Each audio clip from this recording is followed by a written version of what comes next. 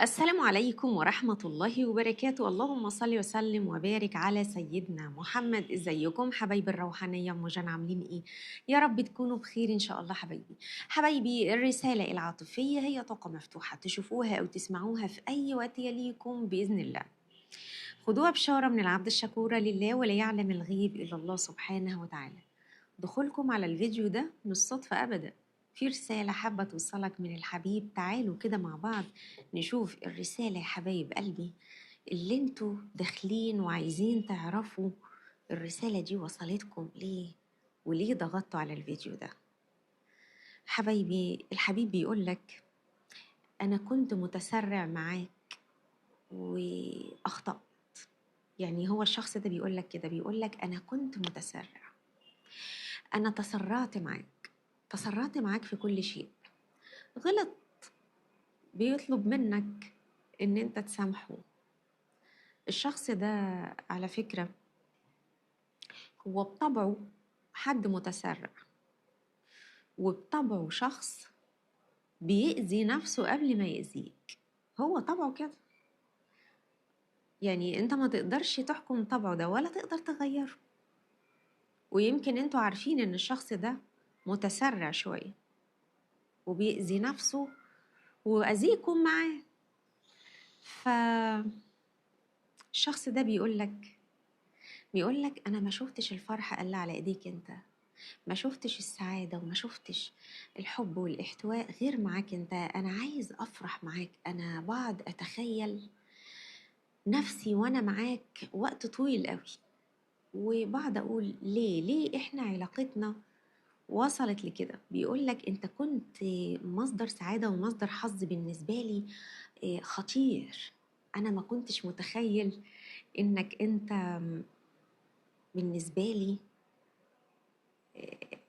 بالصورة دي أو عجلة حظ كده. الشخص ده هو شايفك حد محظوظ، وانت يعني الحظ ده بيكون له منه جانب كده. يعني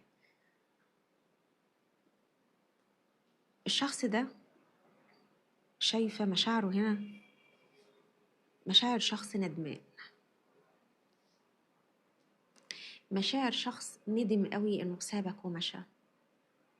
هو بيقول لنفسه، بيقول يا ترى انا غلطت، يا ترى هو لسه بيفكر فيا.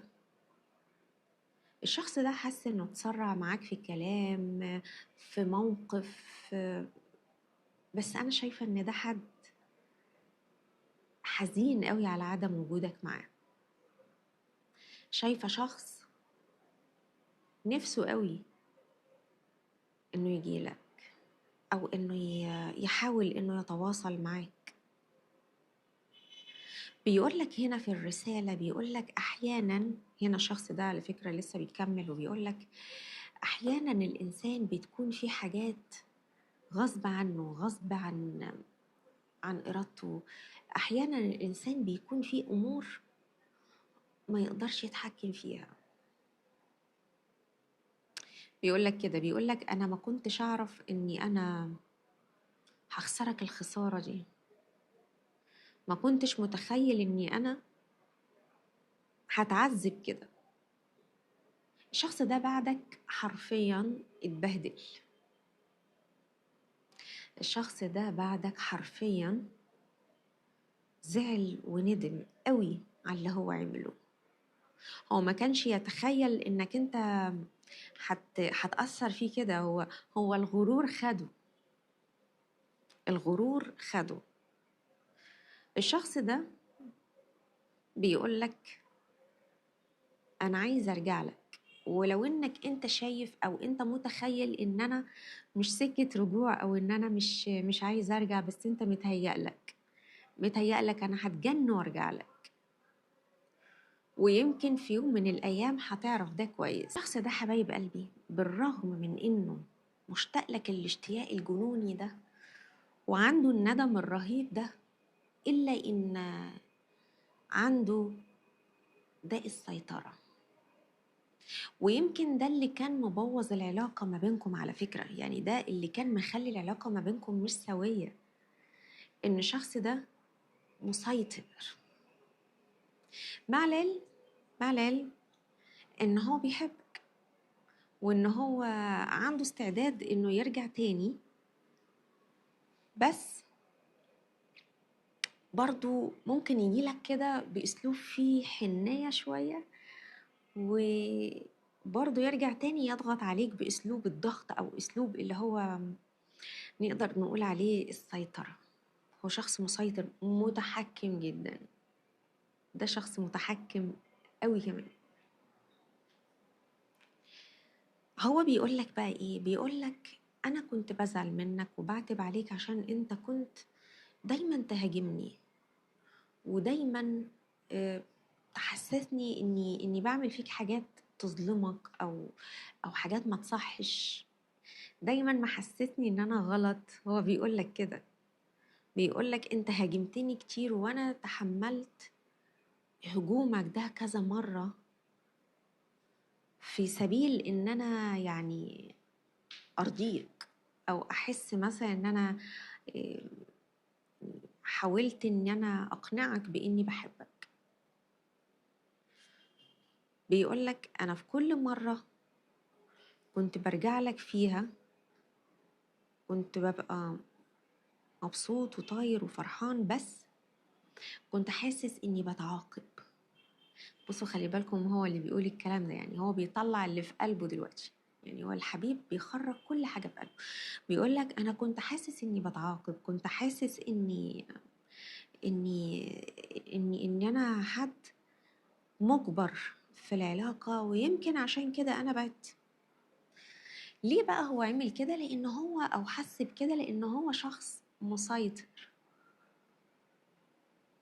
بيحب هو اللي يقود العلاقة. ويمكن انت او انتي حبيبة قلبي بطبعكم حد مش مسيطر خالص، بس حد عنده حاجات نفسه فيها، وعنده رغبات، وعنده امور كتيرة قوي بيحلم بيها. فلما تيجي انت والشخص ده مع بعض، انت عندك اشياء نفسك فيها، وهو عنده ده السيطرة، فتيجي انت تعمل حاجة هو يقولك لا، فتتقشوا في بعض زي ما بيقولوا كده. الشخص ده بيقولك انا بعد بغمض عينيا بسترخي وبعد افكر فيك. بيقولك انا باخد مكان هادي كده مع نفسي وبعد افكر فيك. هو بيقولك انا معرفتش ادي حد نفس الحب اللي اديتهولك انت. بيقولك ما قدرتش اصلا، يعني ما حاولتش وما عرفتش. يعني هو بيقولك الشيء ده، انا لا حاولت ولا عايزه احاول، ويمكن ما فهمتش ده الا بعدين. الشخص ده على فكرة هو حد حنين قوي، حنون جدا، يعني هو حنون قوي عليك كمان، يعني حد حنين ومعطاء، وانت زيه او انتي زيه.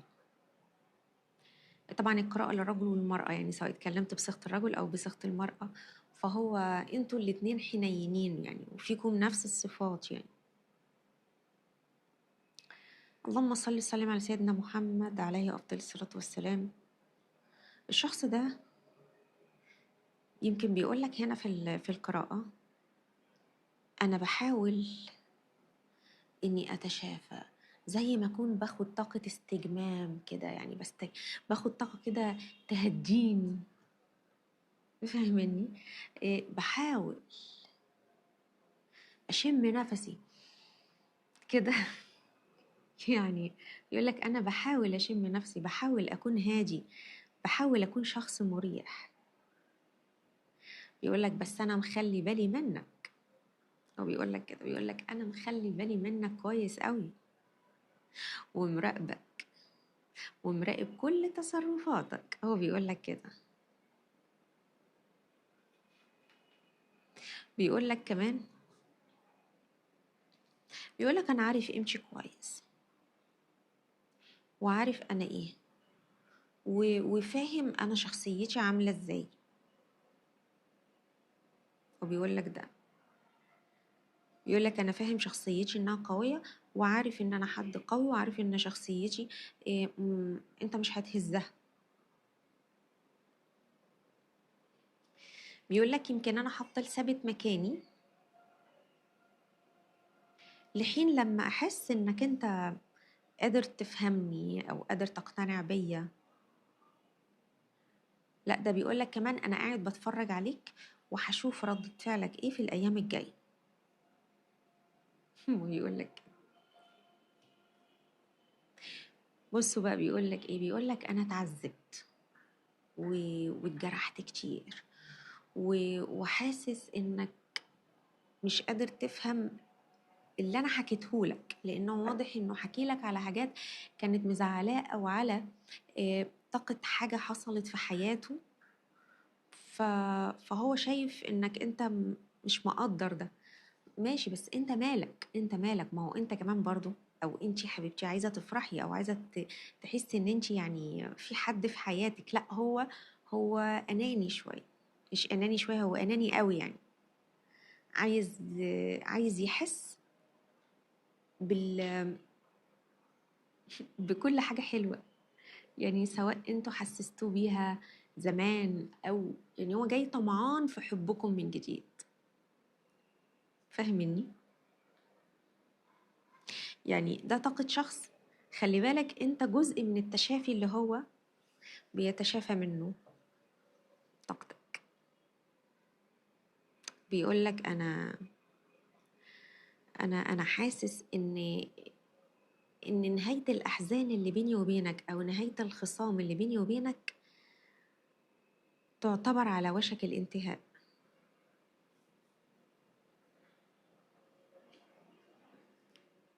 بيقولك على فكرة أنا شايل مسؤولية كبيرة قوي حولي ورا ظهري، شايل مسؤولية كبيرة قوي على ظهري. انت ليه مش قادر تصدقني؟ ليه مش قادر تفهم ده؟ وبيقولك كده، بيقولك انت ليه مش قادر تفهم الشيء ده؟ أرجوك افهمني، أرجوك حس بيا. وبيقولك ده، بيقولك أنا صدقني كل ما ببعد وكل ما بمشي بندم عليك كل يوم أكتر من اليوم اللي قبله. بيقولك أنا مش عايزة أكمل حياتي من غيرك، أنت ليه مش قادر تفهمني؟ بس أنا مش قادر أتنازل عن شخصيتي، ولا قادر أتنازل على المكانة اللي أنا بقيت فيها من حبك، لأن فعلا أنتوا حطيتوه في مكانة هو ما يستاهلهاش. لازم كنتوا تحطوا نفسكم انتوا في المكانة دي، مش هو اللي يحط نفسه في المكانة دي. انتوا اللي تبقوا حاطين نفسكم قدامه يا حبايب قلبي في المكانة دي. شوفوا هو حد واثق من نفسه ازاي.